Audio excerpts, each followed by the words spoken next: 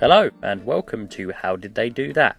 The show where we pick out a small detail, effect or interesting moment from a game and break down how the game's developer achieved it. In today's episode, we'll be looking into the detachable limbs featured in Rockstar Games' Grand Theft Auto 3. A feature which even to this day has not found its way back into any entry of the GTA series. So, what exactly am I referring to? Well, in GTA 3, when you either shoot pedestrians in specific areas or blow them up with explosives, you can actually cause dismemberment.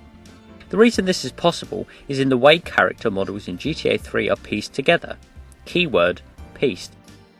In all subsequent games, as well as the Xbox re-release of this game, all of the characters are meshes rigged to skeletons. This is pretty much the standard across the board for 3D games due to its many benefits, such as more realistic humanoids, adaptable animations that can be used on several characters, as well as keeping object counts low.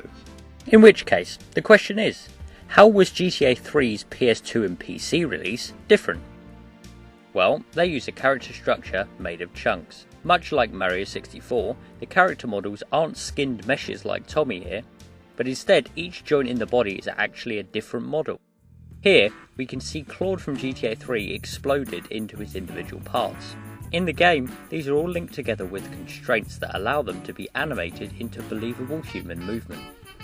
The benefit of this being that because the chunks are individual and not a single mesh, the game can detach the parts on the fly, meaning that when you shoot a character in the leg, for example, it's detached from the rest of the body and given its own physics. Further to that, if you blow up a group of pedestrians, you get some gruesome looking dismemberment carnage. Obviously, the effect is a little crude, but it certainly helps add weight to the feel of the weapons. Okay, as we can see, it's a pretty cool effect. So why wasn't it duplicated for subsequent renditions? Well, this, as you may have guessed, is due to the skeleton system. From Vice City onward, as we briefly covered before, the characters were made of a skinned mesh instead of chunks. This means there are no parts, as such, to detach from the rest of the body. Thus, the only removable body part is the head, and in fact, all that happens here is that the bone for the main chunk of the head is shrunk to such a small size that it's practically invisible. Naturally, as with most game development, there would actually be several workable solutions to this, but I'd imagine none of them were deemed worth the effort by the dev team. As an example, like the head, you could shrink whichever limb you wanted to detach to a near invisible size, and then simply spawn in a duplicate separate model for said limb. The result would have been visually the same as GTA 3, but it would mean that literally every pedestrian in the game would need additional models for whichever part was removable.